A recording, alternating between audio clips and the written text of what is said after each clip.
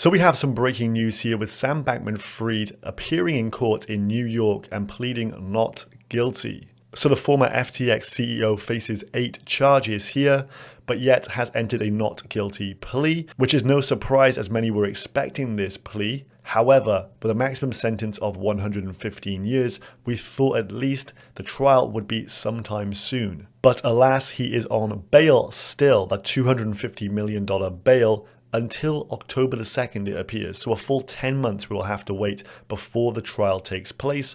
Ironically, the Bernie Madoff Netflix documentary comes out tomorrow here in the UK, and Madoff 2.0 is yet again free, probably going to be seen in airport lounges, flying first class, and up to all sorts of shenanigans on his laptop whilst he goes back to his parents' place in Palo Alto. So some real dismay on show here from the reaction of the crypto community across Twitter. Many people very upset at this. 10 months is a long time to have to wait for this, especially people who have been zeroed here with the FTX debacle. People's account literally gone, retirement funds gone, and hopes and dreams gone with it. Yet for at least the next 10 months, he'll be living in luxury. Check out this clip from Fox just a moment ago that summarizes some of the emotions being felt right now. Caroline Ellison, right, the girlfriend, her mom and dad also know how to work the system, right? I'm talking about people who may have helped design a system that deliberately, in my mind, was deliberately designed to rip people off to the tune of billions of dollars.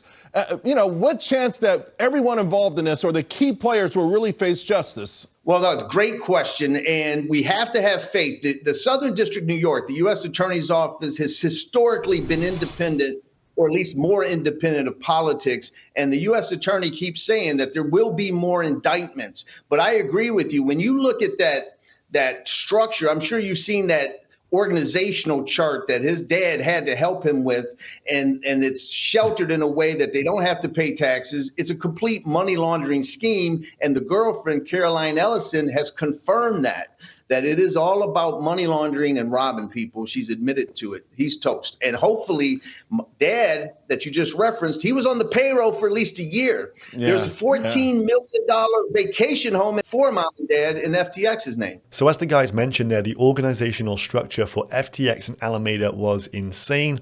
All of these different shell companies to hide funds and protect those involved with this scheme. You can see the separation here. There's over 120 different companies under the umbrella. And so it would seem that there are many people who are very much guilty of many crimes within this, as it seems that FTX was totally set up just to be a fraud from the outset. Now, hot on everyone's lips is the question. There are 4 co-signers to SBF's bail for $250 million. That's $250 million. 2 of those are his parents, but the others are being kept secret. And his lawyer is the same lawyer that did this for the Ghislaine Maxwell case, one of the world's most notorious sex traffickers. So currently these are being hid from public record due to the fact they say these individuals would therefore be harassed just like his parents have been. But this to me sounds very, very fishy. The fact you've got a $250 million bond, these people are clearly on the hook for it. They must be giga rich to be able to afford this. Not that they've posted any collateral whatsoever. They are just on the hook if he does not appear in court. So now Sam goes back to his parents' home in Palo Alto